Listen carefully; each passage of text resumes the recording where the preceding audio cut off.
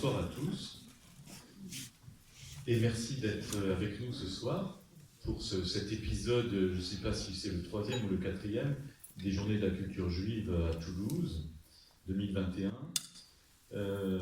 qui ont démarré il y a à peine quelques jours, donc je pense qu'on est au numéro 3 ou 4, hein, Maurice, quelque chose comme ça. Donc ce soir, vous le savez tous, on accueille Rachel Kahn à mes côtés. Bonsoir Rachel. Rachel Kahn qui n'est pas la première venue, puisqu'elle est extrêmement médiatisée depuis quelque temps, et nous avons eu la chance de la connaître avant qu'elle le soit, il y a déjà 5 ou 6 ans. On n'arrive pas à vraiment identifier la date, mais on a un point de repère, c'est ce livre-là, Les grandes et les petites choses, que Rachel, tu as publié donc en 2016. Tu as un micro. Et donc, qu'est-ce qui s'était passé? Je veux juste raconter en quelques mots la manière dont on a rencontré Rachel. C'est assez particulier. On a rencontré Rachel à l'occasion d'un papier que tu avais écrit dans le Huffington Post et qui s'appelait... En 2014.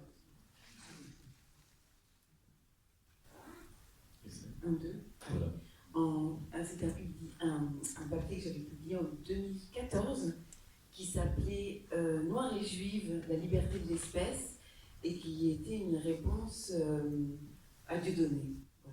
Voilà, c'est un très joli papier. Ça commençait j'ai tourné cette fois ma langue dans ma bouche. Hein. Il était très, très joliment écrit. Et donc, ce papier, quand on l'a lu, on a eu envie d'en faire un tract pour le mettre sur les voitures dans le parking des gens qui allaient au Zénith voir Dieudonné. Parce qu'on trouvait que c'était un très bon moyen de dire aux gens, voilà, vous êtes libre d'aller voir Dieudonné, mais voilà, Rachel avait très bien dit ce que tout le monde pensait. Et bon, on n'a pas le temps, mais je l'aurais bien lu parce que c'était un très beau tract. Donc on a connu Rachel comme ça, je t'ai appelé, tu as accepté... Oui, donc ça fait 7 ans. Alors ça fait 7 ans, voilà. Et donc, on a publié ce tract, on l'a tiré à 2000 exemplaires, on l'a mis sur les voitures des gens qui allaient voir Dieudonné, et c'est comme ça que qu'on a fait connaissance. Et quelques semaines après, pour les Journées de la culture donc de l'année qui suivait, tu nous as fait la gentillesse de venir participer à un dîner-débat où on a parlé de ce livre qui s'appelle Les grandes et les petites choses, et qui raconte... c'est un roman, c'est pas pour ça qu'on est là ce soir, mais tu peux peut-être en dire un petit mot et après je te présenterai. Oui, c'est un roman qui prend appui sur des éléments de ma vie personnelle, intime, et notamment parce que je voulais raconter ce qui se passait chez moi à la maison, avec un grand-père ashkénaze, yiddish, et revenu des camps. Et, ma mère qui était une enfant cachée puisqu'elle est née en 1940 et mon père venu du Sénégal et de la Gambie, c'est la même région de toute façon, donc animiste avec cette islamisation de l'Afrique qui a fait qu'une partie de la famille est musulmane et aussi catholique.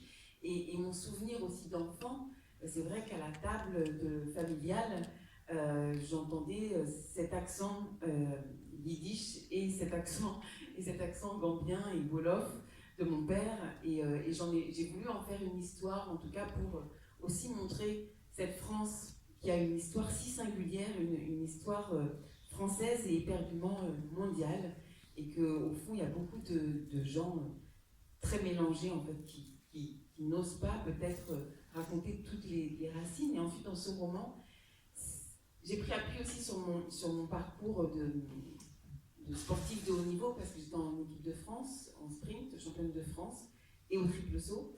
Et comment, en fait, comment avec l'ensemble de ces racines qui parfois assignent, vous créez votre propre course et votre propre parcours, et que vous portez le maillot de l'équipe de France. Voilà. Exact. Alors Rachel, tu es née à Tours, donc comme tu l'as dit, d'un père gambien et d'une maman d'origine polonaise, d'origine juive polonaise, très exactement. Et très tôt, tu as pratiqué beaucoup de choses, tu continues à le faire, mais tu as pratiqué le théâtre, la danse, la musique et même la littérature assez tôt. Et alors, il y a ce petit épisode sur la danse classique que tu as fini par abandonner parce que ta couleur gênait la prof, c'est ça? Alors ça, c'est un épisode tu racontes. Alors, il y a chez toi justement, bon, je vais continuer à raconter, mais c'est vrai qu'il y a chez toi cette thérapie par l'écriture, par le dialogue. Oui, déjà j'ai oublié de vous dire que je suis très heureuse d'être avec vous ce soir à Toulouse, justement, du fait de cette histoire. Malheureusement, le fait aussi qu'on le voit bien, on est dans une période assez morbide sur les questions d'identité, mais je suis très heureuse d'être avec vous. Et effectivement, je crois que c'est peut-être une thérapie, mais c'est surtout que dans l'écriture, quand on est seul, on peut s'exprimer en liberté. Et je crois que j'ai vraiment hérité de mes deux parents pour le coup. C'est-à-dire peut-être cet humour juif en fait, que même dans les situations avec ma prof de danse qui me parlait des collants couleur chair et qu'en fait moi je pensais que c'était des collants marrons mais qu'en fait ce n'était pas ça, c'était une autre chair et donc voilà, ça crée une quiproquo. Mais en tout cas le fait que quand il nous arrive des difficultés, on prend appui sur ces difficultés-là pour pouvoir s'en sortir, et ça c'est pas le fait de ma propre histoire, mais c'est une histoire universelle en réalité. Absolument. D'ailleurs, on a toujours intérêt à écrire sa vie, ou à écrire ses idées, ce qu'on ressent. Donc cet épisode de la danse te fait en fait ne pas continuer la danse, et tu te retrouves à faire du sport, et assez vite à faire du sport à un très haut niveau, puisque tu vas devenir une sorte d'athlète de haut niveau. Tu vas être championne de triple saut, championne de sprint, de 4 fois 100 mètres. Je crois que tu es championne de France 4 fois 100 mètres. 4 fois 100 mètres, 60 mètres et triple saut, où là je suis en équipe de France au triple saut. D'accord. Alors je vois par exemple des hauteurs de 11 mètres, enfin ça veut dire quoi ça? En fait j'avais un record, après il y a des sauts qui sont mordus, hein, mais c'est vrai que j'avais un record à 12,37, c'est-à-dire que c'est... Tu sautes bien. 12 mètres Je sautais. D'accord. Il faut mesurer. Bon. Il faut mesurer, il faut mettre aussi au passé, parce qu'il faudrait voir là. En fait, c'est 3 bonds, hein, donc c'est un cloche, une foulée bondissante et un ramené. Alors, un cloche. Comme un cloche-pied, une foulée bondissante, et puis un saut ramené. Donc, ce qui est difficile au triple saut, c'est très technique. Hein. Donc la vitesse aide évidemment quand on prend de l'élan, mais après c'est vraiment extrêmement technique. Et ce qui est difficile, c'est entre la vitesse et le poids, c'est qu'on se prend quand même du poids dans les chevilles, dans les genoux, donc pour repartir en foulée bondissante et dans le ramener. Mais je pense qu'effectivement, on peut s'attarder là-dessus parce que pour mener les batailles aujourd'hui, je crois que ça m'aide beaucoup. Voilà. Oui, c'est ça. C'est un combat, le sport. C'est pas... Oui, et c'est un combat aussi contre soi. C'est-à-dire qu'en fait, on pourrait se laisser aller à ne plus aller s'entraîner, à plus être trop technique. Et vous avez un coach qui vous dit qu'il faut courir, faire 10 fois 200 mètres, etc. Donc c'est une exigence. Et je pense qu'aujourd'hui, lorsqu'on défend des idées, il faut aussi avoir cette exigence-là. Alors tu deviens championne de France, je viens de le dire, et puis en parallèle, tu intègres un groupe de hip-hop. Je crois que le hip-hop t'as rejoint cette fois-ci, on en parlera tout à l'heure. Oui. Mais pourquoi le hip-hop? Déjà parce qu'on était dans les années 90, et c'est vrai que c'était quand même là une culture qui arrivait, où justement il y avait tout un travail sur la langue française, plutôt du côté des quartiers, mais pas seulement. Et surtout, il y avait une nouvelle danse qui était éperdument intéressante, parce que dans cette culture hip-hop, il y a des valeurs qui sont défendues, des valeurs d'émancipation, des valeurs d'égalité, de justice, de loyauté. Et donc voilà, moi c'est tout ce qui m'animait, et aussi de par mon pédigré en fait. Et c'est vrai qu'à travers l'art et la création, la musique et la danse, je crois qu'il y a quelque chose de nos humanités qui peut se révéler. C'est-à-dire que quand on écoute une musique, on n'a pas besoin de savoir parler la langue pour pouvoir la ressentir, et c'est ce qui me plaisait aussi dans la danse hip-hop. Donc tu es athlète de haut niveau, tu aimes déjà la littérature, et tu vas faire des études finalement, tu vas faire des études de droit, et parallèlement commencer aussi, alors tu fais un DESS je crois de droit, et tu deviens spécialiste en droit de l'homme. Oui, droit de l'homme, droit humanitaire et droit international. C'est ça. Et et ensuite tu mènes parallèlement un travail d'actrice et d'autrice. Oui. Voilà. Et tout ça en même temps, le hip-hop, comment ça s'articule tout ça? Déjà en fait, moi je suis profondément existentialiste, donc le fait de... Et aussi parce que je suis curieuse, donc je fais ce qui m'anime, enfin ce que j'ai envie de faire, donc j'essaie de faire du sport, de la chanson. Après c'est vrai que je me suis passionnée pour le droit, peut-être aussi de fait de mon héritage aussi, de ce passé à la fois la colonisation, l'immigration, la Shoah, la déportation, et puis je pense qu'en fait tout ça, que ce soit la création ou le droit ou le sport, en fait participe d'une même volonté d'aller vers soi, mais d'aller vers l'autre aussi. Voilà. Alors, j'ai noté que à l'issue de tes études, tu trouves un travail auprès de Jean-Paul Huchon, au Conseil régional d'Île-de-France. Et dans ce travail où tu écris beaucoup, tu fais un travail presque d'attaché parlementaire, d'attaché de presse, tout ça, tu rencontres Dominique Besnéard et tu lui parles de ton goût de la scène. C'est ça? Alors pas tout à fait, c'est-à-dire que je n'osais pas lui parler de mon goût de la scène, et c'est vrai qu'avec la danse classique, depuis très petite, parce que j'ai commencé à 4 ans et demi la danse classique, donc il y avait des représentations sur scène, et au fond, la création et l'art, c'est ce qui m'a animée, et notamment parce que dans la création, on peut se transformer aussi, on peut se dépasser aussi, on peut être quelqu'un d'autre aussi, et j'ai pas osé lui en parler en fait, et c'est lui qui me dit, mais toi, Rachel, il faut que tu joues. Et donc, il me met en quelque sorte le pied à l'étrier en me faisant passer des castings. Dominique Besnéard, pour ceux qui n'ont jamais entendu ce nom, c'est l'agent des stars qui est universellement connu. Pour ceux qui écoutent France Culture, il vient d'avoir une semaine de À voix nue. Je crois que c'est il y a 2 semaines, et j'en ai écouté 2 ou 3 épisodes. Et c'est vrai que c'est passionnant parce qu'il a connu tout le monde et il t'a mis le pied à l'étrier, puisque je pense qu'il a une façon de donner confiance, c'est ça? Oui, c'est ça, absolument. Il a une manière qui est très singulière. D'ailleurs, il a accompagné Isabelle Adjani, Huppert, enfin et notamment des grandes actrices. Oui, il a une manière très sensible en fait d'accompagner les artistes. Et effectivement, moi, je me suis sentie portée, notamment dans le début, pour jouer.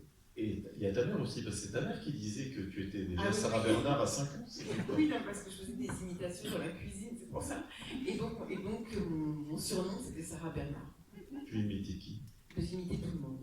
Mon père, ma mère, la jeune fille qui me faisait faire des cours, les profs, les hommes politiques à l'époque. Alors, ce qu'il faut savoir, c'est que le premier... c'est pas le premier. En fait, je disais Montbard, Montbard dans mes premiers mots pour parler de Raymond Barre. Voilà. Ah oui. Ouais. C'était ces années-là, fin des années 70. Tu peux nous faire un peu de Dominique Besnéard? Franchement, Pierre, qui est magnifique. Je le trouve magnifique, je suis ravie. Bon, en fait, je ne voudrais pas que ça dure trop longtemps parce que je voudrais vous donner la parole et que vous puissiez dialoguer avec Rachel, mais je pense que c'était important de parler de faire cette petite biographie, de dire qui est Rachel. Elle n'est pas seulement juive et noire, noire et juive, elle n'est pas seulement athlète de haut niveau et pas seulement autrice, elle est vraiment tout ce conglomérat finalement de passions qui t'ont mené. Et finalement, tout est lié depuis ton jeune âge. C'est vrai qu'on entend tellement ça, tout se passe dans le jeune âge. C'est vrai que tu t'es déjà construite, finalement, comme l'a dit ta mère, à 5 ans, tu avais déjà toutes ces valeurs et toutes ces envies. Oui, très petite. Alors, moi, je remercie chaque jour mes parents aussi de m'avoir... d'avoir été rigoureux aussi avec moi. C'est en tout cas mon père, notamment. Mais c'est vrai de m'avoir offert ce terreau culturel. Il faut dire que je viens d'une famille où mon père est devenu professeur d'anglais à la fac et ma mère était libraire.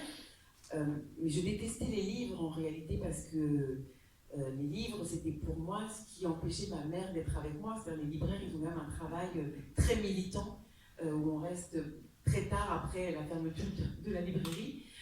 Mais en fait, ça m'a effectivement construit. Voilà, et surtout sur cette liberté au fond qu'on a encore, qu'on ne met pas tout à fait en œuvre totalement aujourd'hui, mais voilà, cette liberté de penser, cette liberté d'expression. Et autre chose, c'est que je crois que mes parents m'ont donné un amour du travail, je crois aussi, de l'exigence et du travail. Mon père s'en est sorti par la connaissance. Il est né dans un endroit à la frontière entre le Sénégal et la Gambie. Il n'y avait pas d'eau, pas d'électricité, et c'est par la connaissance qu'il s'en est sorti. Et donc il nous a transmis ça, même si c'était parfois assez dur. Voilà. Alors il paraît qu'il a un goût prononcé pour les dictionnaires, ah oui, papa. Ah oui, c'est ça. Il y a, je sais pas, une quinzaine de dictionnaires à la maison. Terrible. C'est-à-dire que mon frère et moi, c'était terrible parce que si par exemple on ne connaissait pas la définition d'un mot, que ce soit en français ou en anglais, puisque la Gambie est un pays anglophone, il fallait qu'on regarde, alors même que mon père connaissait la définition, donc au lieu de nous la dire tout de suite, il fallait qu'on passe toute l'après-midi à rechercher toutes les définitions dans tous les dictionnaires du même mot. Voilà. Donc effectivement, c'était un peu pénible à l'époque, mais comme mon père est un taiseux qui collectionne à la fois les dictionnaires mais aussi les silences, je comprends aujourd'hui que c'était une déclaration d'amour en fait. Alors, le silence, il faudra garder la notion de silence pour tout à l'heure quand on va parler de Racé. Tout ça, c'est pour arriver à Racé. Hein.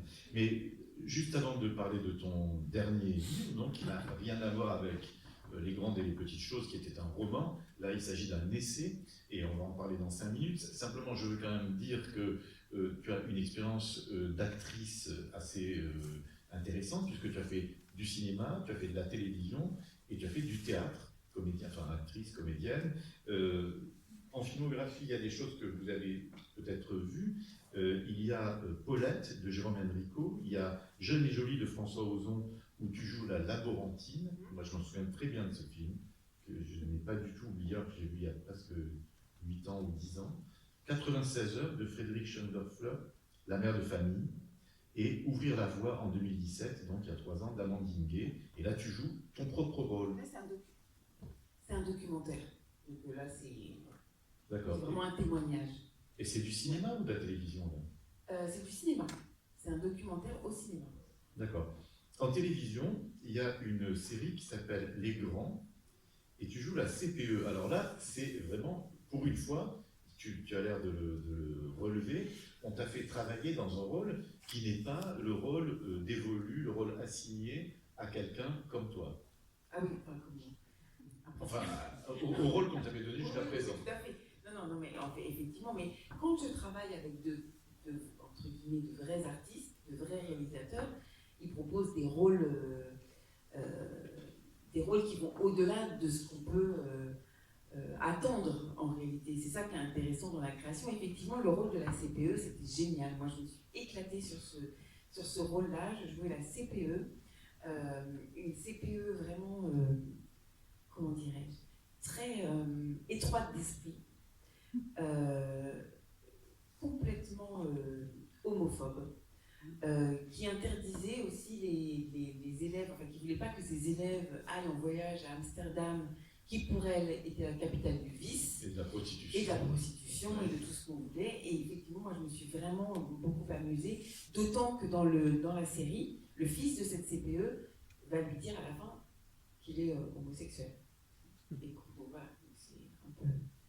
Mais elle ira aussi à Amsterdam. Hein. Elle va à Amsterdam. Voilà, et tu as eu l'impression de jouer vraiment la télé. Ah non, mais vraiment, voilà. Ça c'était vraiment génial, avec des comédiens formidables. Voilà. Alors, au théâtre, ce célèbre monologue du vagin qui a été joué à Toulouse, qui est encore joué à Toulouse, je crois, au 3T. C'est une mise en scène de Coralie Miller, c'est ça? Oui. Sur la route d'Anne Boutet, je ne connais pas, 2018, GN en 2019 d'Ismaël Saïdi, et puis La promesse de l'aube de Romain Gary. Alors, Romain Gary, on ne peut pas prononcer ton nom, Rachel Kahn, sans prononcer celui de Romain Gary, parce qu'il te suit, il t'accompagne depuis toujours. Oui, comme beaucoup d'entre nous, hein. De toute façon, ça c'est le génie de Romain Gary qui nous accompagne beaucoup. Et c'est vrai que dans Racé, c'est Romain Gary qui est mon fil rouge. Voilà. Alors, nous venons à Racé.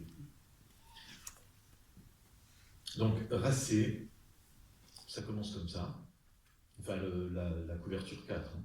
On est tous des additionnés, affirmait Romain Gary dans Pseudo. Alors, Pseudo, c'est un livre de Romain Gary qui est à beaucoup inspiré. Rachel Kahn ne le sait que trop bien, noire, gambienne, d'origine musulmane et catholique par son père, blanche, juive et française par sa mère, elle est fière de se dire racée. Mais comment vivre cet excès de race à l'heure des replis identitaires où seule la radicalité importe? Comment se positionner avec ce pédigré alors que l'injonction est de choisir un camp? Voilà. Rachel donc, a décidé d'écrire cet essai qui est, je trouve, architecturé, vraiment, on peut dire qu'il est architecturé. La table des matières est très simple, il y a une introduction et une conclusion, et entre-temps, il y a un certain nombre de mots.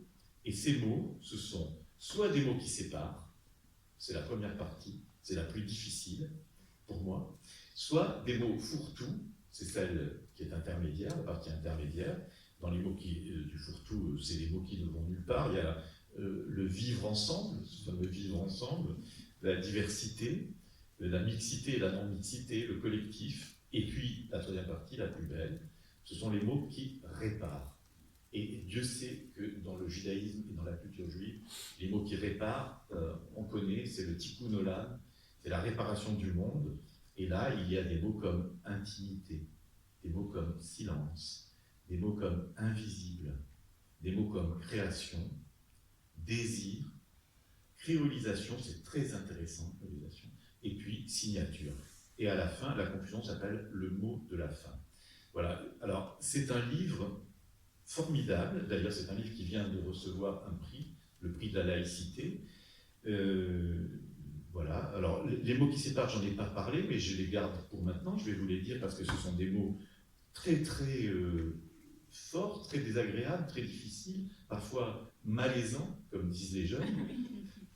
Et par exemple, le premier que tu décris à la page 34, c'est sous-chien. Vous connaissez? Alors, on peut commencer par ça, Rachel? Peut-être parler de sous-chien? Oui, bah, tout à fait. C'est vrai que moi j'ai mis, en fait, pour que ce soit simple, mais c'est vrai que face à l'énergie délétère qu'on peut recevoir, enfin, à tout ce que le langage porte aujourd'hui en lui de séparation entre nous, et c'est vrai que j'ai détecté comme ça quelques mots qui nous séparent, et alors même que normalement la parole est faite pour nous lier, pour nous relier, pour faire en sorte qu'on puisse dialoguer. Et là, il y a des mots qui délibérément nous tuent, en fait. Et sous-chien, effectivement, c'est un mot qui est apparu il y a quelques années, en fait, par une des leaders des indigénistes, enfin des indigènes de la République, qui qualifiait de sous-chien ce qu'elle pointait du doigt comme les Blancs, en fait. Voilà. C'est parti de Français de souche, il faut le dire. Bien sûr, tout à fait. C'était une réponse à Français de souche. Et finalement, c'est un mot qui réunit à la fois Français de souche et les indigénistes. Et c'est ça qui est terrible, c'est-à-dire qu'en fait, dans les extrêmes, on veut tenter de revenir à cette forme de race, de pureté de la race, qui est complètement à l'opposé de ce qui fait ce pays. Voilà. Voilà, alors donc, il y a un chapitre... Tout en défendant l'antiracisme, on va utiliser de tels mots, en fait, qui sont profondément, pour moi, hein, c'est très personnel, mais profondément racistes. Profondément, c'est vrai. C'est vrai. Comme Français de souche l'était, on peut le connaître. Mais sous-chien est une réponse à Français de souche qui dépasse... Enfin, qui est pareil. Voilà. Et c'est vrai que souvent, on me dit c'est du racisme inversé. Mais il n'existe pas de racisme inversé. C'est-à-dire que le racisme inversé, pour moi, c'est l'empathie et c'est l'amour. À partir du moment où on met la race au centre, c'est du racisme, quelle que soit la couleur de peau qui est pointée, blanche ou noire, ou qu'importe. Alors, donc, il y a une succession de mots comme ça qui font l'objet de chapitres. Les chapitres sont brefs. Le livre est très, très agréable et très facile à lire parce qu'il est à la fois didactique, je ne dirais pas pédagogique, parce que le livre n'est pas une leçon. Le livre n'est pas une leçon sociologique sur comment se comporter par rapport à ces notions de race, de racisme, de Français de souche ou pas de souche, mais par exemple, pour ce qui caractérise ton combat, enfin les combats que tu as été obligé de mener contre ton gré, il y a la notion d'afro-descendant qui est intéressante. Peut-être que tu peux en dire un mot parce qu'on ne connaît pas forcément ça. Et aussi l'intersectionnalité. Hein, oui, c'est bien ça, l'intersectionnalité que je n'avais pas jamais entendue, moi. En tout cas, je n'avais jamais entendu expliciter. Et j'aimerais bien que tu nous en dises un mot, Rachel. Oui. Alors aujourd'hui, c'est vrai que ça fait beaucoup de bruit sur les réseaux sociaux. C'est vraiment des formes de microcosmes en fait, qui s'organisent avec des idéologies qui viennent des États-Unis et qui portent en fait des mots tels l'intersectionnalité ou afro-descendant, etc., etc. Sauf que, d'une part, nous n'avons pas la même histoire que les États-Unis. Mais ensuite, ça s'infiltre beaucoup dans les universités, beaucoup dans les lieux aussi de culture. Et moi, ce sont des mots qui me heurtent profondément, notamment de par mon histoire. Et puis, de par notre histoire de manière générale, cette importation et je dirais même cette colonisation dogmatique par les mots, ce qui fait que les jeunes générations les utilisent sans forcément comprendre ce qui se cache derrière ces mots-là. Et c'est vrai qu'aujourd'hui, il y a des minorités, des formes de repli identitaire qui parlent beaucoup d'afrodescendance. Et c'était juste un besoin, à travers ce livre, de dire ce qu'est l'afrodescendance. Je ne suis pas afrodescendante. Je suis européenne, je suis africaine, mais je ne suis pas afrodescendante. Je ne suis pas américaine, je ne suis pas antillaise. Afrodescendante, ça voudrait dire que mes ancêtres ont été arrachés de l'Afrique et que je ne connais pas en fait les villages de mes tantes, ce qui est faux puisque j'y vais tous les ans. Et donc, dans ce mot-là, déjà, c'est assez révisionniste, parce que ça voudrait dire que tous les Noirs, finalement, ont eu la même histoire. C'est confondre l'esclavage et l'immigration, et c'est aussi faire porter la culpabilité. C'est-à-dire, en fait, je te dis, genre, je suis afrodescendante, et en gros, je suis arrière petite-fille d'esclave, et c'est de ta faute, en fait, c'est ça aussi. Et confondre l'immigration et cette histoire de l'esclavage, je trouve ça absolument dérangeant, en fait, et notamment par rapport aux gens qui ont vécu ces histoires-là. Comment, surtout dans des formes de dogmes qui portent cette nouvelle notion d'appropriation culturelle.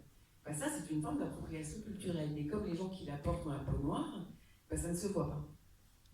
Et donc l'intersectionnalité, c'est le cumul de deux origines, ou de plusieurs origines. Oui. L'intersectionnalité, en revanche, c'est très intéressant sur le papier, parce que l'intersectionnalité, donc ça a été travaillé par une sociologue, Madame Guillemin, qui a travaillé sur cette notion, le fait qu'une personne a au fond plusieurs motifs de discrimination en elle.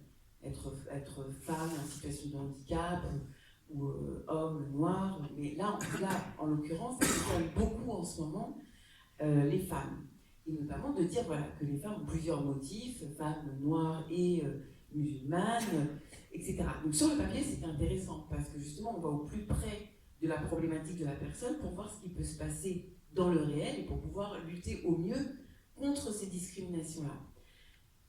Sauf que ce qui s'est passé, c'est qu'aujourd'hui, dans certains groupuscules, l'afrodescendance porte en lui-même de la discrimination. Et notamment, on l'a vu, avec les questions de réunion en non-mixité qui devraient faire taire les Blancs, de réunion surtout en non-mixité parce que vous êtes une femme noire, mais surtout avec, et notamment aux États-Unis, une forme d'antisémitisme qui est clairement affichée, c'est-à-dire que lorsque vous avez une partie de vous-même qui est juive, là, en fait, il faudrait gommer cette partie, parce que le juif, c'est la domination. Donc je me suis interrogée, moi, sur en fait, cette théorie qui était bien au départ, mais le fait que, par exemple, moi, si je vais, ou mes enfants vont dans ce type de réunion, ils ne vont pas exprimer le fait qu'ils soient en non-mix, qu'ils aient une partie juive, qu'ils aient une partie aussi blanche, ou qu'ils aient une autre partie il y a des motifs de discrimination qui sont exclus, au fond, de cette lutte antiraciste. Voilà. Par exemple, dans l'intersectionnalité, l'homme noir fascine et fait peur à la fois. Pour canaliser sa puissance, on lui propose d'assurer notre sécurité à l'entrée des théâtres ou des grands magasins comme le symbole d'un géant resté au seuil de l'histoire.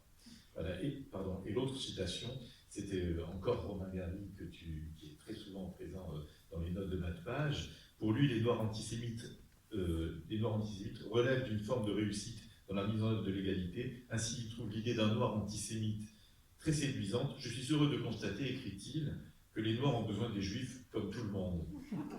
Ça, c'est dans le Chien blanc.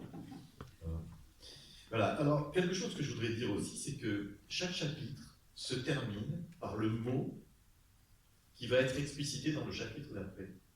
Le dernier mot, par exemple, de intersectionnalité, c'est « En faisant la synthèse émotive de discrimination, la lutte peut alors légitimement se poursuivre en donnant jour à de nouvelles minorités. » Et le chapitre après, « Minorité. Où sont les roux ?» Il est très intéressant ce chapitre.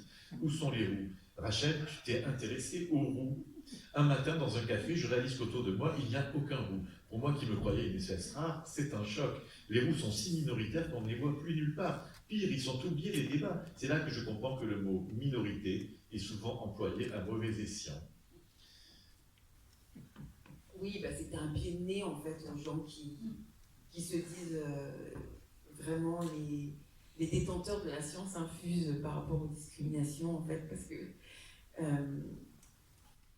c'est vrai que si on regarde le réel, non mais au-delà de la blague... Mais c'est très vrai, il n'y a pas de Twitter de roux, il n'y a pas de... C'est pas une minorité agissante. Non mais c'est-à-dire que c'est les minorités, en fait il y a un déplacement.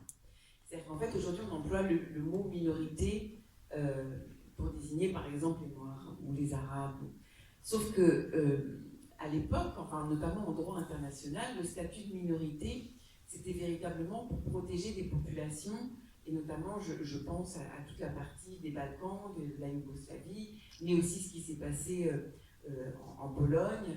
Et c'est ça la minorité. En France, en fait, vouloir absolument appartenir à une minorité, et d'ailleurs l'intersectionnalité qui fait que vous êtes des femmes noires de plus de 50 ans, en fait on a cette obsession constante de se définir en tant que minorité pour pouvoir à chaque fois demander de plus en plus de droits, sans jamais parler de devoirs évidemment. Et c'est pour ça que ce pied de nez par rapport au roux, parce que... Qui ne demande rien du reste. Qui ne demande rien, et par ailleurs dans l'histoire il s'est passé des choses par rapport aux roux, et on le voit même à l'école. Et aux albinos que tu traites dans le livre. Oui, parce que je disais, et les noirs roux, et notamment les albinos, il y a notamment en Afrique des choses terribles par rapport à ces personnes-là. Et c'est vrai qu'on pourrait se demander, quand même, on parle beaucoup du dérèglement climatique, de toutes ces questions environnementales. Et quand on conjugue dérèglement climatique avec la peau des roux, moi je me disais que les personnes qui étaient vraiment en danger, ce n'étaient pas forcément les gens qui avaient la couleur de peau, mais franchement la peau des roux. Voilà. Alors justement sur la cause, par exemple, tu expliques que, moi j'ignorais par exemple que Martin Luther King avait été accusé d'avoir fragilisé la cause qu'il défendait, tout simplement parce qu'il est non violent et qu'il est assimilationniste, et parce qu'il a changé de nom. Il s'appelait Michael King, Martin Luther King s'appelait normalement Michael King, et il est pour le déracinement, contrairement à Malcolm X, dont la lettre du patronyme dénonce la déportation, l'écriture. Voilà. Et parce que son père est un pasteur bourgeois, son statut social rend son engagement suspicieux. Parce qu'il sort avec des blanches, il est certain que ses désirs ne vont pas dans le sens de la cause. Donc il y a une vraie difficulté si on n'est pas finalement directement à fond, quoi. Si on n'est pas inféodé à un dogme, et surtout si on n'est pas inféodé à ce désir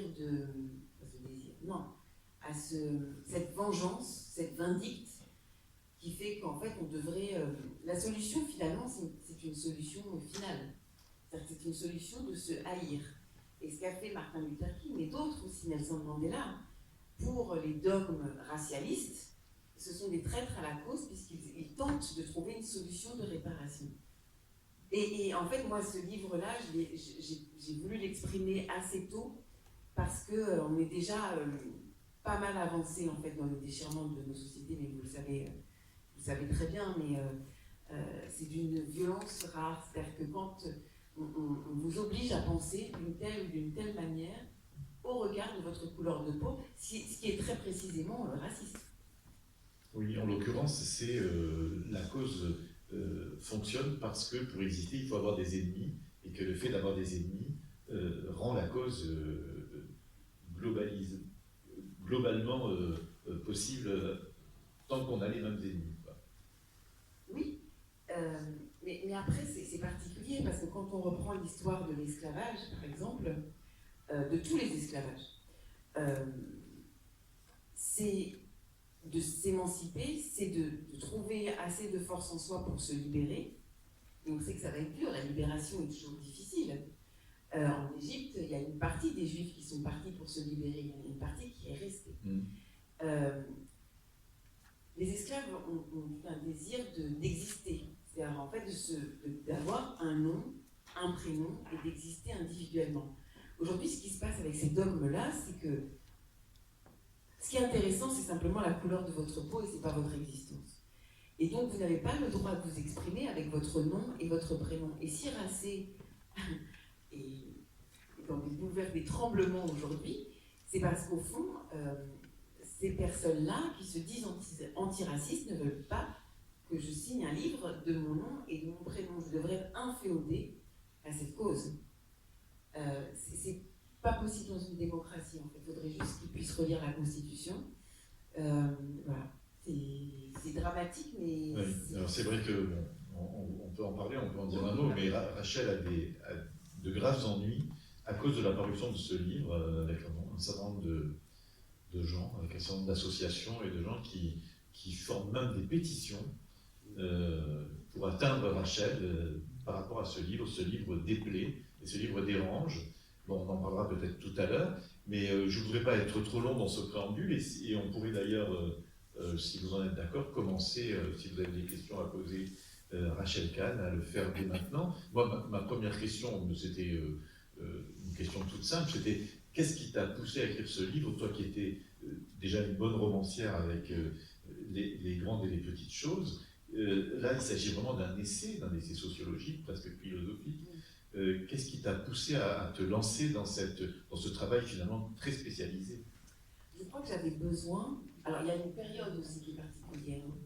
Je relis cette écriture aussi à la période de Covid et du confinement, qui permettait de se poser face à soi-même, de se poser face à sa pensée. On est tellement pris, il y a les médias qui sont en boucle, beaucoup de bruit, et parfois on ne sait plus ce que l'on pense réellement au fond. Ou en tout cas, même on a peur d'exprimer ce qu'on pense. Et c'est vrai que moi, à la fin de l'année, là, 2019, ouais, en 2019, quand il y a des journalistes qui ont commencé à me dire, mais vous, en tant que racisé, vous en pensez quoi? Et moi, justement, alors là, franchement, moi, je ne suis pas du tout racisée. Mais si vous êtes racisé avec cette insistance comme ça, là, je me suis dit que ce n'était pas possible. C'est-à-dire que moi, mes parents ont vécu des choses, comme nous tous, et qu'il faut résister avec ces mots qui nous mettent dans des identités carcérales. Moi, je ne suis pas racisée, je ne me fais raciser par personne, et voilà, c'est tout. Et donc, cette assignation, elle n'est pas possible. Jean-Luc? J'ai une question générale dans les poursuites. On pourrait vraiment croire avoir cette folie furieuse que nous observons, cette racisation, que c'est réservé à quelques illuminés d'extrême gauche, mais finalement, pas du tout. Donc elle nous vient des États-Unis, elle se développe, et elle est aujourd'hui portée, pas par n'importe qui, elle est portée par des responsables d'université, par des enseignants, par des sociologues. On a même vu le président de la République, au moment où il rejette le rapport Borloo, prendre le langage indigéniste en disant « ce n'est pas deux mâles blancs qui vont résoudre le problème des banlieues ». Alors, quel est votre regard? Comment vous expliquez cette fascination pour cette folie que moi je considère un peu comme une arme de destruction massive? Et on le voit aux États-Unis, c'est un pays qui est en train de mourir de ça, sur les élites, sans même parler, je dirais, des militants ou des illuminés. C'est pour ça que j'ai écrit ce livre, en fait. Juste parce que je pense que sur les élites et les dirigeants n'ont pas mesuré concrètement et de manière incarnée ce que ça voulait dire. Moi, j'ai écrit ce livre et j'ai eu un échange avec le président de la République à ce sujet, qui depuis est revenu en fait aux fondamentaux. Et c'est vrai que ça, j'y crois, que ce sont des armes de destruction qui commencent par le langage et qui s'étendent dans les milieux soi-disant de la connaissance, dans les universités, pour faire des lavages de cerveau en fait, qui se retrouvent aussi dans les milieux culturels, qui nous empêchent au fond de créer, parce que ces dogmes-là, moi qui ai milité pour noir n'est pas mon métier, pour le coup, lorsque vous êtes noir, vous devez créer, comme de l'autre côté, hein, comme les racistes de l'autre côté, quand vous êtes noir, vous devez créer des choses de noir, dire des choses de noir avec des histoires de noir, donc le noir là est profondément un métier. En tout cas, le cinéma ne devient plus la nourriture de votre imaginaire qui dépasse toutes ces questions-là. Et effectivement, c'est pour ça que moi j'ai écrit ce bouquin, pour qu'on puisse s'appuyer chacun d'entre nous sur quelque chose, un point de départ. Mais après, j'invite véritablement tout le monde à pouvoir parler et ne plus avoir peur d'en parler. Moi, je me suis retrouvée effectivement sur un plateau de cinéma où les gens avaient peur de me parler. C'est-à-dire qu'en fait, les gens pensaient que j'avais cette pensée de par mon apparence, et donc ils avaient peur de me parler très naturellement sur des choses, quoi. Et je trouve dramatique cette rupture finalement de ce qui nous fait homme, cette rupture du dialogue. Mais c'est vrai que là, en plus, dans la campagne électorale, parce qu'il y a un enjeu électoraliste derrière, c'est-à-dire que ça, c'est ces trucs des quartiers populaires, etc. Et je trouve assez honteux que des élus de la République portent des choses contraires à la Constitution. Roger Attali, alors c'est marrant parce que moi, en lisant ce livre, j'ai terminé de le lire aujourd'hui et j'ai pensé à toi, Roger. On va voir si ta question correspond à ce que j'avais pensé. D'abord, je voudrais dire que c'est un véritable plaisir et un honneur de vous avoir parmi nous. Et nous sommes à quelques jours près, à la veille de Hanouka, si je peux me permettre, vous êtes une lumière. Et d'autant que vous portez le prénom d'une de nos matriarches les plus importantes, puisqu'elle est la mère de Jacob qui va devenir Israël. Donc, je voulais vous et la maman de Benjamin. Voilà. Je voulais vous demander quelle était votre position actuelle sur les différentes choses qui sont en train de se passer en Israël, avec un gouvernement tout à fait différent et tout à fait bizarre, on va dire. Quelle est votre analyse de la situation actuelle? Merci beaucoup. Est-ce que c'était la question? Non, c'est pas la question que je pensais, mais elle est très intéressante. Merci beaucoup. Je reviens juste de Tel Aviv et de Jérusalem, là, où je me suis baignée, il faisait 27 degrés. Et alors en fait, moi je ne vais pas vous dire que je connais très précisément l'histoire des coalitions, et là je sais qu'il y a le budget en tout cas qui a été voté, que c'est passé, que bon. Moi c'est vrai que dans le cœur, forcément c'est un pays que j'ai dans le cœur et que je défends, notamment par rapport à ce contexte-là où même lorsque l'on parle du Covid, il faut qu'il y ait toujours quelque chose contre Israël ou bien contre l'histoire, par rapport à l'histoire. Mais ce que je sais, c'est que c'est mon rapport à Israël aussi à travers ce qui se fait dans le monde. Et j'en parlais tout à l'heure par rapport à la réparation, et notamment avec des pays comme la Gambie. C'est-à-dire qu'Israël aujourd'hui fait un travail quand même assez remarquable sur l'eau et l'agriculture dans un pays qui est à rien en fait, hein. C'est presque le Sahel là en Gambie, et aussi dans sa réparation au niveau de la mémoire et des fonds au Rwanda, parce que j'y suis allée aussi au mois de juillet. Donc moi sur la question géopolitique, ou plutôt géopolitique, j'ai mon engagement personnel parce que ma mère était en kibbutz et tout ça, mais après sur la situation actuelle, sur les différentes couleurs et l'organisation, etc., je ne pourrais pas vous répondre concrètement. Voilà. Alors j'ai une question indiscrète par rapport à ce que vous avez décrit au niveau de la mixité religieuse dans votre famille, et vous n'êtes pas obligé de répondre puisque j'ai bien entendu que le mot intimité et le mot silence étaient des mots qui réparent. Donc vous avez du judaïsme, de l'islam et du christianisme, on va dire, et j'ai envie de vous demander, et vous dans tout ça, est-ce que vous avez la foi, sachant que même aussi les juifs polonais ont perdu la foi après la Shoah, donc c'est pas évident, même si on a une maman juive, qu'on ait été élevés comme des pratiquants, et est-ce que vous pratiquez ou pas? Voilà. Merci beaucoup. Alors, je vais vous répondre. Juste, moi, lorsque je suis allée en Israël, quand même, là, juste, il y avait des musulmans qui priaient dans la rue à Tel Aviv. Hein. Je voudrais juste le rappeler, parce que c'est important.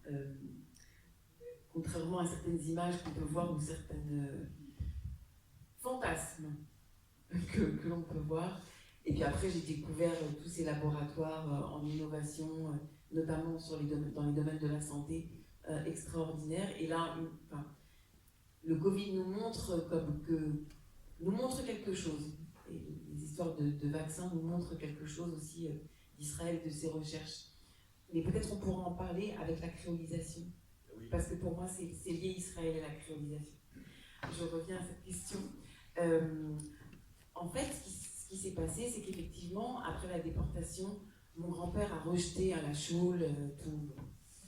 Voilà, il mangeait du saucisson, c'était voilà. En revanche, ma mère, qui elle a eu la chance de retrouver ses parents lorsqu'elle avait 6 ans, donc elle est née en 40, donc déjà je crois qu'elle avait peur d'avoir des enfants parce qu'elle nous a eu extrêmement tard. Extrêmement tard. Elle nous a eu tard. Ma mère m'a eu à 35 ans. Non mais n'importe quoi. Et en fait, j'ai 2 choses à vous dire. C'est la première, c'est que donc ma mère voulait nous mettre, mon frère et moi, David, au Talmud. Et la réaction de mon père, ma mère osait pas trop en fait. Et la réaction de mon père, c'était il faut absolument qu'ils aillent au Talmud. Parce que pour lui, en fait, qu'importe la religion, il fallait qu'on ait une éducation religieuse. Pour lui, en fait, c'est la connaissance et l'éducation qui importent. Et d'ailleurs, c'est très sympathique, parce que quand je vois aujourd'hui mon père qui va à la synagogue, et tout, c'est trop mignon.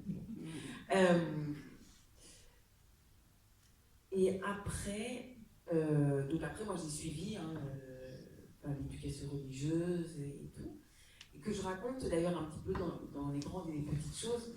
Elle sait dire le kidouche. Mais je suis la meilleure, en hiérarchie. Et en schéma aussi, je suis très bonne. Et qu'est-ce que je voulais dire? Et oui, et en fait, j'ai compris aussi quelque chose en fait de par ma mère.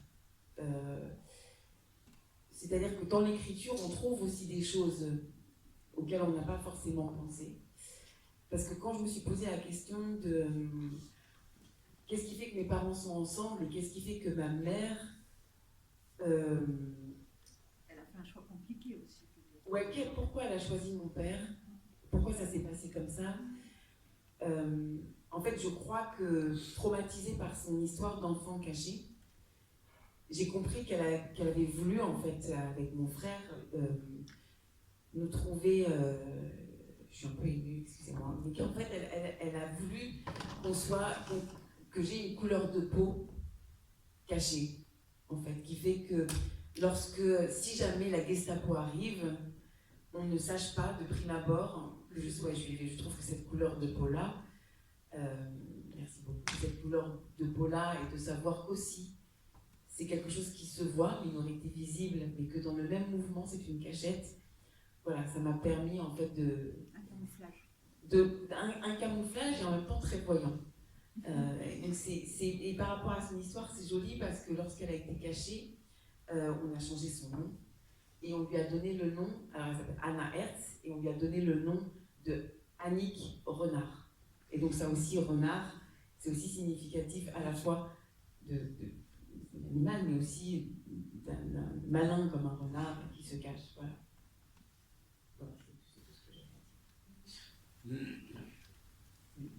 Bonjour, d'abord merci, vraiment je suis ravi de vous rencontrer. Vous avez suivi à plusieurs reprises. J'ai aimé votre comparaison sur le triple saut, ce rebond, et puis pour ceux qui ne connaissent pas, moi je vous invite à regarder les sauts. Alors je suis un nostalgique de Jonathan Edwards, mais voilà, j'adorais, et par rapport aux autres qui étaient tout en rupture, lui il était isolé. Ma question elle est peut-être plus brutale.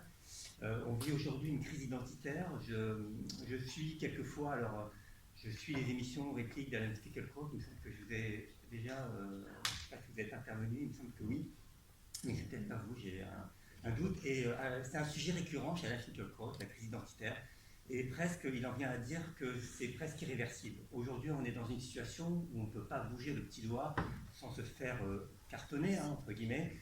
Vous, récemment, vous avez osé dire que vous n'avez pas trop entendu, alors je ne sais plus si c'est les féminismes, vous avez, sur les talibans, vous n'avez pas trop entendu ces mouvements qui étaient prêts à condamner Israël, mais pas trop les talibans. Vous vous êtes fait, comment dire, vraiment incendier sur les réseaux sociaux. Et récemment, François-Olivier Gilbert, parce qu'il a osé dire qu'il était amoureux de la France et du français, qu'il a traversé la gare, il a traversé Marseille, qu'il était un peu désolé de ne pas entendre le français, mais c'était en défenseur de la langue et non en critique. Il a dû se justifier auprès de Laura Adler. Moi je suis une nature optimiste, j'aime bien, mais je me pose la question sur l'avenir en France et sur le vivre ensemble. Voilà. Et je voulais avoir votre avis là-dessus. Moi aussi, Jonathan Edwards, c'est le goéland, quoi. Voilà. C'était magique. Franchement, je pense que tant qu'on est encore en vie, on est capable de faire des choses. Et j'ai l'impression que toutes ces formes d'expression, évidemment Alain Finkielkraut, que j'ai titillé, en fait peut-être que vous avez fait autre chose avec lui, parce que j'avais fait...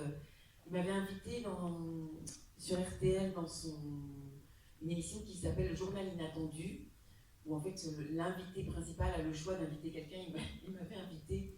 Et donc, en fait, on a presque la même pensée, sauf que lui, il est très obsessionnel. Et aussi, et donc je lui ai fait une blague en lui disant qu'il était, pour moi, un des meilleurs rappeurs, comme il déteste le rap, un des meilleurs rappeurs de ce dernier siècle, puisque pour être un bon rappeur, il faut savoir bien déraper. Et puis il avait une âme tellement... il est tellement en colère aussi, et tellement triste et en colère, et tellement c'était son âme ashkénaze, en fait, qui ressort de ça, que je l'ai rebaptisé pour cette émission Ashkenaton. Et donc ensuite j'ai fait exprès, en fait, de faire sur un fond musical hip-hop, de reprendre son texte d'après-littérature, et ça me vaut cette pétition terrible, là, des indigénistes et autres. Mais effectivement, je pense que il y a beaucoup de voix qui se lèvent. Les gens maintenant ont envie nous tous ont envie de dire stop. C'est pas ce groupuscule-là qui va nous faire un lavage de cerveau et nous empêcher de parler. Les réponses ont été assez fortes, hein, par rapport à François-Olivier Gisbert et aux autres. Je pense qu'on est en fait cette majorité silencieuse, et peut-être parce que aussi on a reçu une éducation où on est malgré tout, même dans le combat, on reste quand même loyal. Et donc on ne va jamais disqualifier les gens, les humilier. Là, il y a une jouissance à mépriser. On peut faire croire que... on peut en fait inventer des histoires pour vraiment vous disqualifier et vous salir et vous jeter en pâture. Et nous, je crois qu'on n'est pas dans cette énergie-là, parce que j'ai l'impression qu'on est quand même vertébrés, on a de la connaissance, on a des livres, il y a certains endroits où on ne va pas. En revanche, j'ai vraiment le sentiment que cette année, il y a eu pas mal de bouquins, pas mal de choses qui fait qu'il y a quand même un fond. Quand on voit les résultats des sondages aussi, ils sont assez parlants, malheureusement d'un côté, mais de l'autre, c'est quand même aussi significatif de quelque chose. Moi, les valeurs que je porte, enfin les principes plutôt, pas les valeurs, mais les principes que je porte, c'est plutôt des valeurs, des principes qui sont ancrés normalement à gauche. Mais on voit là que par ces jeux de on ne prend pas de décision, le pas de vaguisme, surtout pas de vague, on ne va pas heurter certaines personnes, on ne va pas offenser certaines personnes. Moi je suis désolée, là je ne peux pas, on a des choses qui structurent notre pays, et justement qui sont faites pour nous réparer et pour nous émanciper, et moi je parle. Et donc je pense que comme on est plein, on peut quand même encore y croire. Après, l'essentiel aussi, c'est d'entrer en lien vraiment et de construire avec les enfants, mais depuis la maternelle. Il ne faut pas attendre le lycée pour faire des ateliers de je ne sais pas quoi. Ça doit être inclus dans les programmes scolaires, à la maternelle. Alors, il y avait quelqu'un qui m'a appelé. Béatrice. Juste vous dire, d'abord, je vous trouve très courageuse. Je vous trouve très courageuse parce que vous êtes aussi une femme juive et cette question de la féminité elle est intéressante et importante. Aujourd'hui, on a beaucoup entendu ces histoires du pronom Yel qui rentre ou pas dans le dictionnaire. Moi, ça m'a beaucoup interrogée. Il rentre.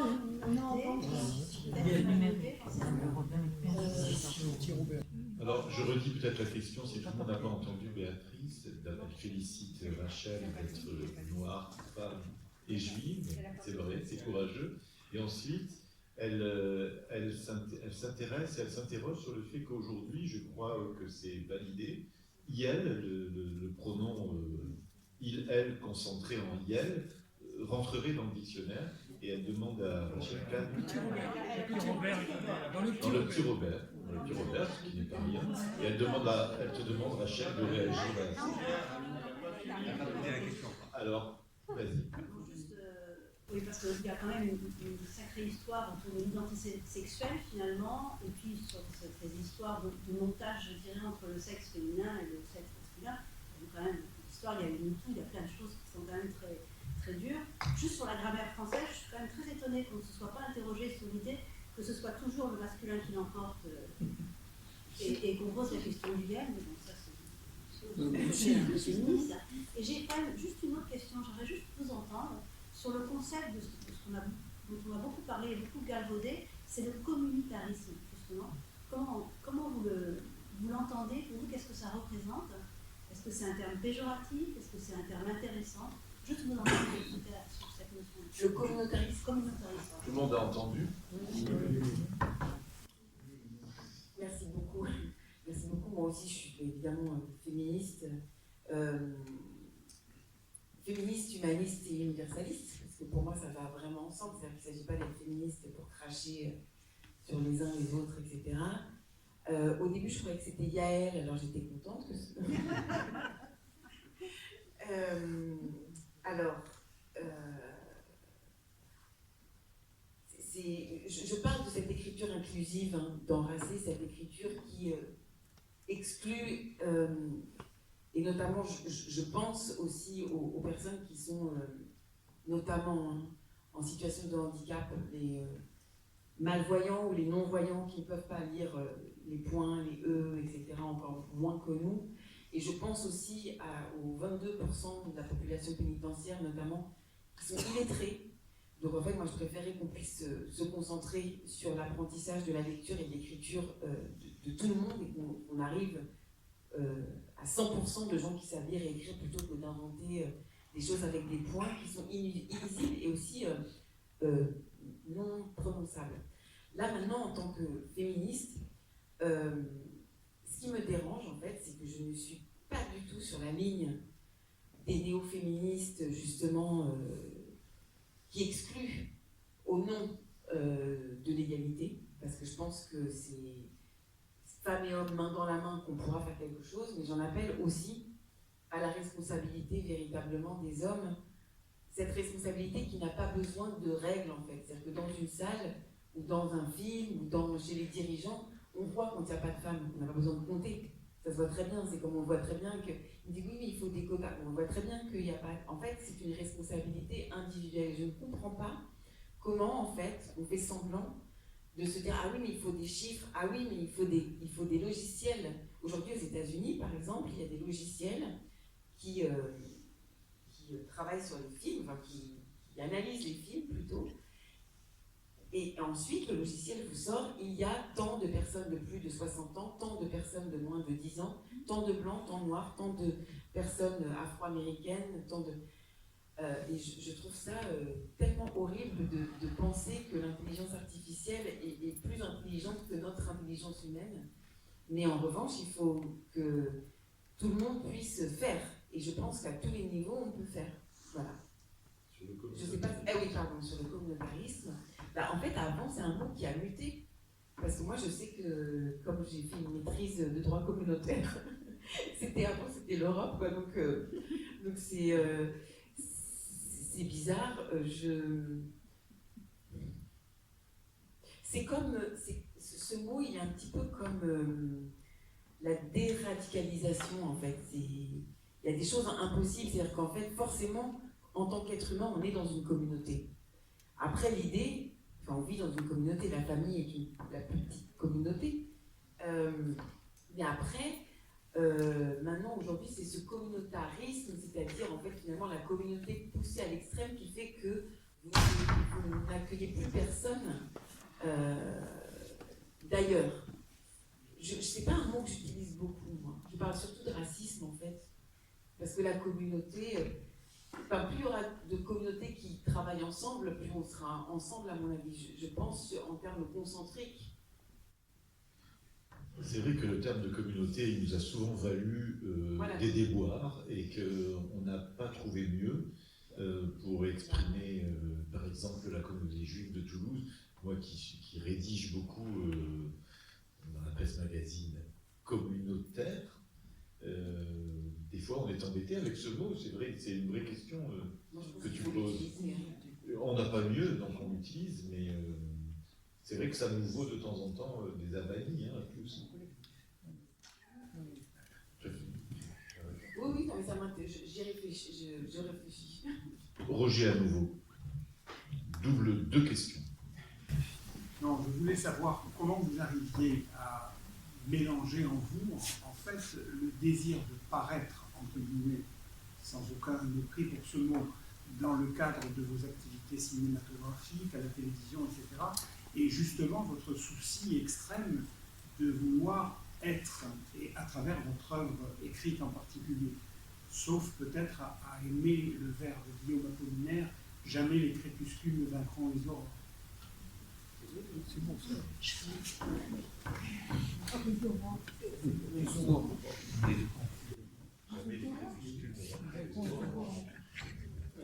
Ouais, c'est vrai que vous avez tout dit avec cette phrase, mais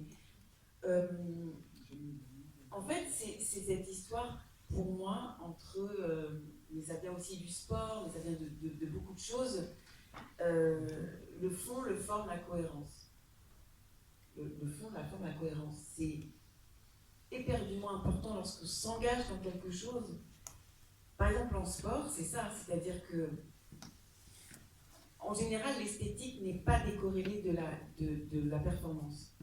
Mais c'est un vrai travail, quoi. C'est-à-dire que, Jonathan Edwards, quoi. C'est-à-dire que c'est le plus beau saut et c'est celui qui va plus loin. Et lorsque l'on regarde, oui, ce type de performance sportive, c'est très rare lorsqu'on a quelqu'un qui court, qui sur la forme, que la forme n'aille pas avec le fond. Moi, j'essaie vraiment de m'attacher à ça parce que sinon je me perds en fait. Sinon je me reconnais pas. Et sur les questions d'apparence au cinéma, en général, je ne choisis pas des rôles qui ne m'apprennent pas en fait, qui ne m'apprennent pas quelque chose, qui ne me déplacent pas, qui ne me font pas travailler. Comme la CPE. Comme la CPE. La CPE, c'était vraiment génial parce que là, il fallait vraiment se déplacer à l'intérieur de moi-même et de trouver complètement un autre personnage, etc. Et donc c'est pour ça que mon apparence, en fait, elle était due aussi à un travail. Et donc là, ça allait. Enfin, là, je me sentais justement pas ni dans une posture, ni dans une imposture. En fait. C'est comme ça que j'essaie de travailler tout le temps. Je crois aussi, je ne vais bien sûr pas répondre à sa place, mais pour répondre à la question de Roger, je crois aussi qu'il y a chez Rachel Kahn un parcours de vie qui est très universel, puisqu'elle est à la fois artiste, mais aussi elle a fait du droit. Elle est à la fois autrice, donc qui écrit dans la solitude, dans le silence, mais aussi elle est sur le devant de la scène. Elle travaille à LCI, elle travaille à I24, elle est devant et derrière. Donc il y a ce côté un petit peu... voilà, je pense que tu t'es construite sur ce multifacette qui fait que tu ne te cantonnes pas dans un coin, et c'est peut-être d'ailleurs ce qui est la clé de ce qu'on te reproche. Peut-être. Ah oui, mais ça c'est la clé de ce qu'on reproche, ça c'est sûr. C'est sûr. Après, c'est vrai que comme je suis existentialiste profondément, c'est-à-dire qu'il ne suffit pas de naître aphrodisiaque. En fait, ça c'est mes origines multiples que je fais dans ma vie, entre l'ombre, la lumière, le crépuscule et l'aurore, le jour, la nuit. Non, mais c'est vrai, et en fait, c'est ça, je pense. Je pense que je me sens bien lorsque il y a en général les deux pôles d'une même pièce sur lesquels je travaille. Oui, Rachel, j'aurais voulu avoir votre définition donc, du terme créolisation. Créolisation, tel qu'on l'entend, notamment de la bouche des indigénistes ou de Jean-Luc Mélenchon, c'est le multiculturalisme racisé, forcé, imposé, c'est la mise à mort de la notion d'État-nation, d'une notion d'identité, il y a un gros mot. Donc, quelle est votre vision de ce terme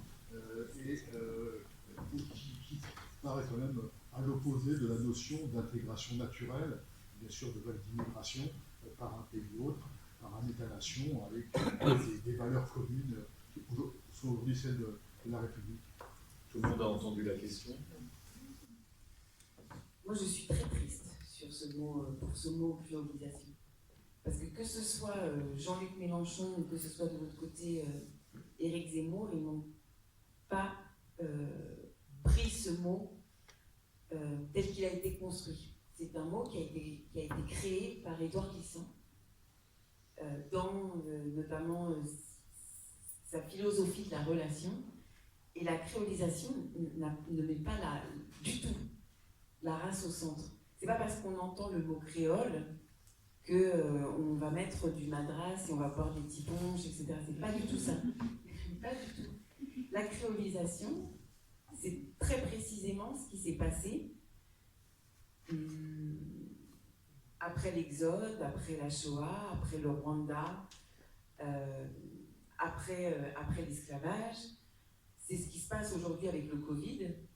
C'est-à-dire que la créolisation, c'est sortir du chaos. La créolisation, c'est lorsque, par exemple, Édouard Glissant a pris pour exemple son île, donc la Martinique. C'est pour ça qu'il a parlé de créolisation, c'est que la Martinique a vécu cette tragédie, ce chaos, cette Shoah, qui est l'esclavage. Et le seul moyen de s'en sortir, c'est de s'ouvrir au monde. Et c'est parce que l'île n'est pas restée renfermée sur elle-même qu'elle a pu en fait tenir et vivre. C'est parce que en période Covid, on ne s'est pas replié uniquement sur la France, mais qu'on a regardé Israël, qu'on a regardé les variants indiens, qu'on a regardé les États-Unis, qu'on a regardé les variants anglais. C'est parce qu'on s'est ouvert au monde qu'on peut aujourd'hui lutter peut-être mieux contre le Covid. C'est ça la créolisation. Et ensuite, après, vient les questions, évidemment, quand on entre en relation avec l'autre, bah, parfois il tombe amoureux, donc ça c'est autre chose. Mais c'est pas du tout le terme dans lequel moi je l'entends. Donc effectivement, d'un côté, il y a Mélenchon qui raconte son truc des racisés, je sais pas quoi, multiculturalisme. Et de l'autre côté, c'est horrible, avec l'histoire de grands remplacements et tout ça. Donc ni l'un ni l'autre, moi, ne me vont.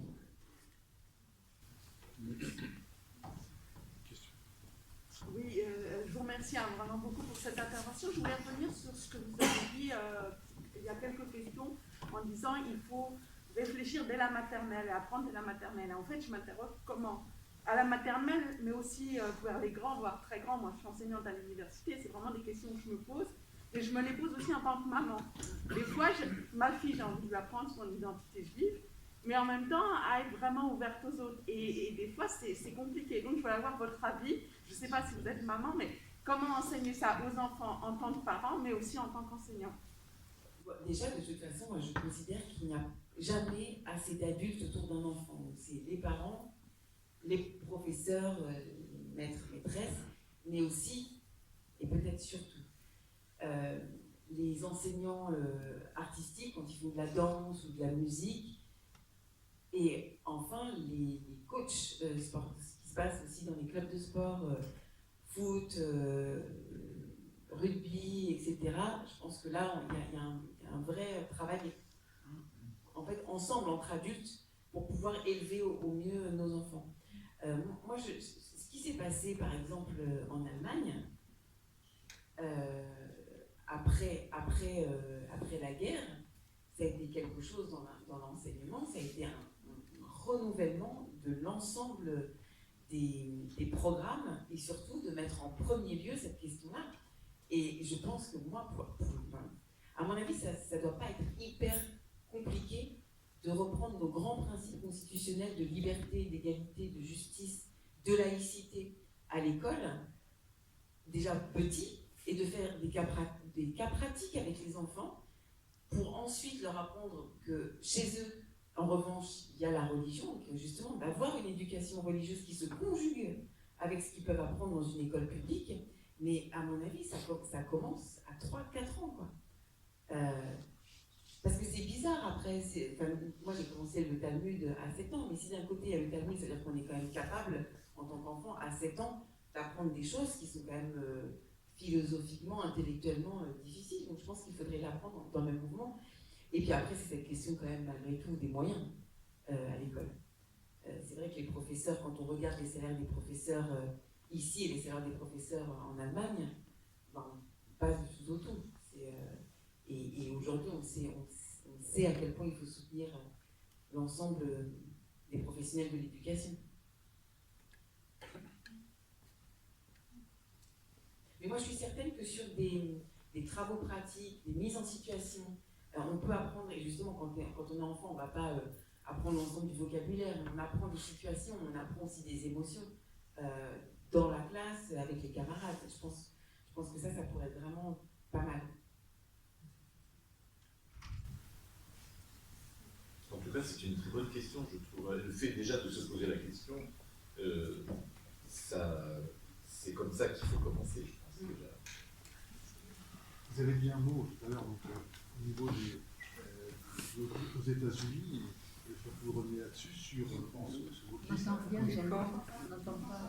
sur le wokisme, la cancel culture aux États-Unis, et qui est en France. Qui vient en France, et notamment vis-à-vis des Juifs. Alors, on parle beaucoup de blanchité. Alors, la blanchité, ce n'est plus une donnée physiologique, hein, c'est une donnée morale, de caractère, c'est un comportement.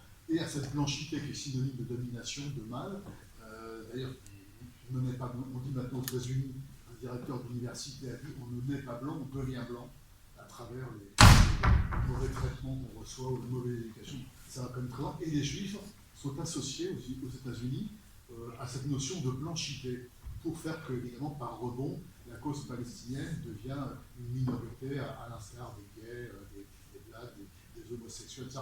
Quel regard vous portez sur cette folie? Oui, c'est ce qui a initié Racé. C'est complètement, c'est affreux.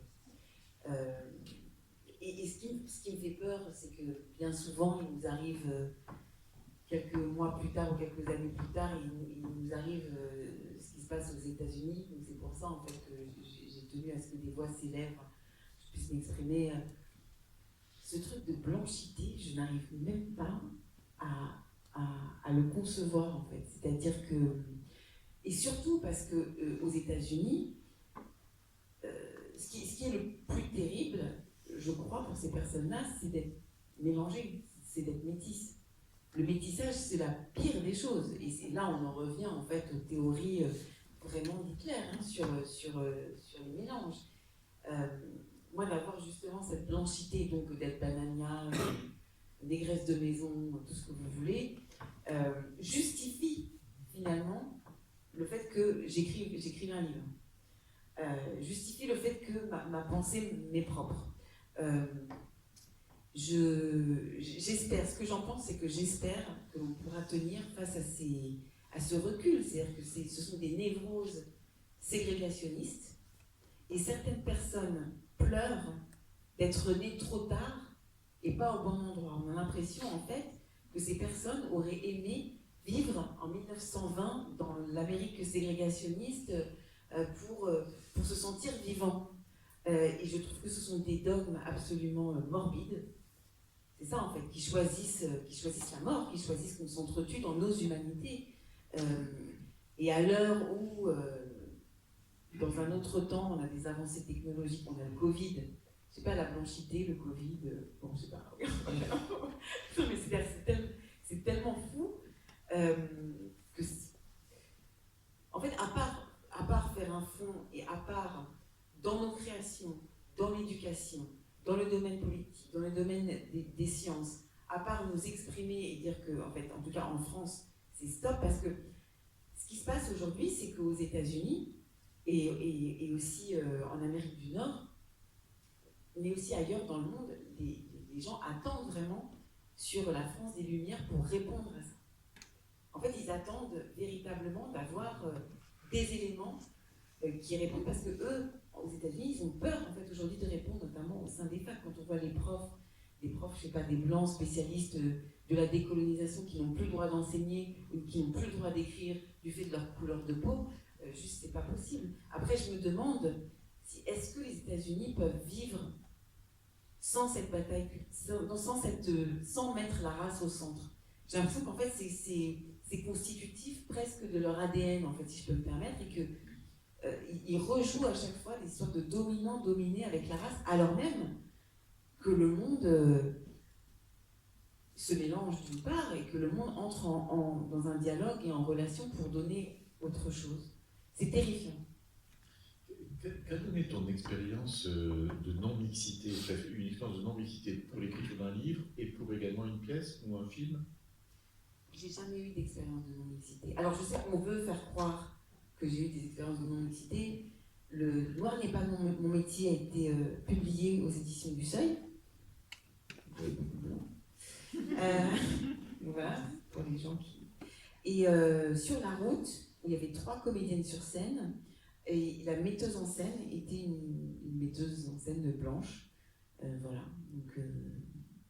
Au bruit. Et par ailleurs, sur l'histoire, je tenais à vous dire l'histoire de cette photo avec Assa Traoré qui circule aussi, oui. Elle a été prise à l'issue de la représentation où Assa Traoré, que je ne connaissais pas, est montée sur scène avec l'ensemble des comédiennes. Et donc a pris une photo. Mais jamais... Oui, elle n'est pas comédienne. Elle n'est pas comédienne, et d'une part, jamais je n'aurais été dans le comité, parce que là, je sais qu'il circule comme ça. Elle était en non-mixité. Mais voilà, et oui, donc je l'ai vu. Depuis 2014, c'est en fait, j'écris toujours la même chose. Et on veut, en fait, toujours, comme il n'y a pas d'argument qui répond, on veut plutôt disqualifier en racontant n'importe quoi. Soit vous étiez dans la non-mixité, comité, je sais pas quoi, soit vous êtes Marine Le Pen, je sais pas quoi. Oui, Marine. Ouais. Alors j'en profite, on va pas tarder à clôturer. J'en profite pour dire que la Dépêche du Midi a fait un papier de presque une page sur la venue de Rachel Kahn aujourd'hui. Alors c'est celui d'aujourd'hui, je ne sais pas si vous pouvez encore vous le procurer, mais il est très bien fait. C'est une journaliste qui s'appelle Julie Philippe et qui souvent suit nos communiqués de presse d'Hebraïka quand on lui indique qu'il y a des choses. Évidemment les journées de la culture juive, mais elle s'est intéressée, vous voyez, à Rachel Kahn. Donc les messages de Rachel Kahn passent et sont connus de certains journalistes. Et donc le travail continue, quoi. Oui, je le montre. Voilà, Rachel Kahn. Et le titre c'est « Je milite pour l'égalité sociale et pas pour l'égalité raciale ». Voilà. Une dernière question peut-être avant de terminer. Madame. On sait que vous êtes fâché avec certaines, on va dire. Et est-ce qu'on peut espérer une réconciliation à terme, je dirais? Je sais pas, je pense à Rokhaya Diallo qui est parti sur... Non, mais faut pas. Je ne suis pas fâchée. Moi, en fait, je ne dénonce pas, j'énonce. Et les gens qui, en fait, il y a un principe comme ça en droit, c'est nemo auditur, c'est-à-dire on ne peut pas se prévaloir de sa propre turpitude. Quand on veut la séparation, quand on veut la vengeance, c'est compliqué ensuite de vouloir la paix. Moi, en tout cas, ce que je sais, c'est que dans ces dogmes-là, je ne vois pas la solution qui est proposée, en fait.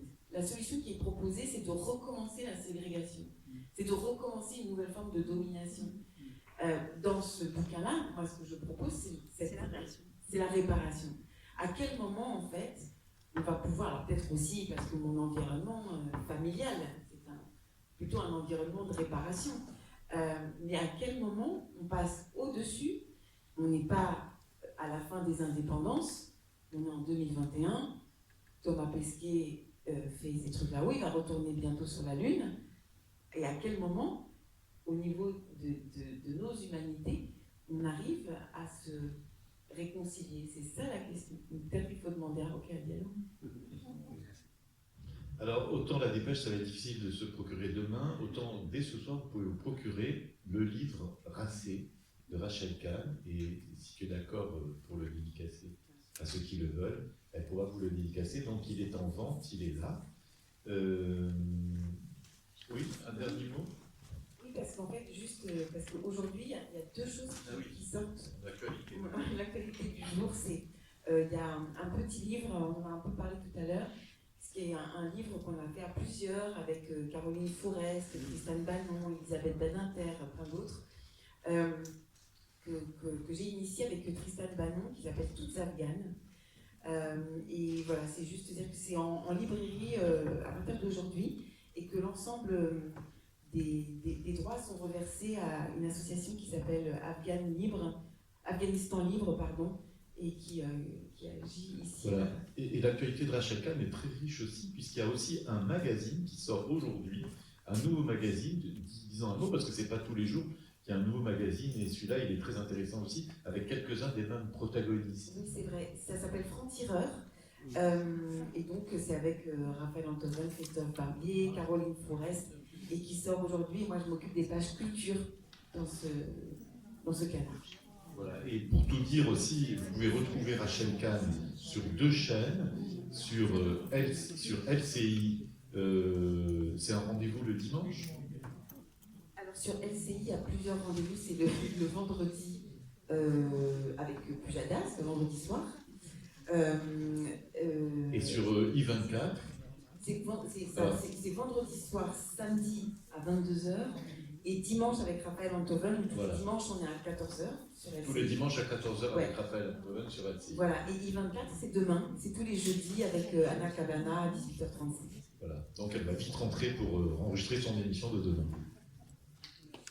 Merci Rachel. Alors, j'ai oublié de te remercier comme tu dois l'être, d'être venu, parce que tu as un emploi du temps très chargé, tu es très médiatisé, très sollicité, et tu as fait quand même l'effort de prendre plus de 24 heures pour venir nous voir, et ça c'est adorable. Merci beaucoup.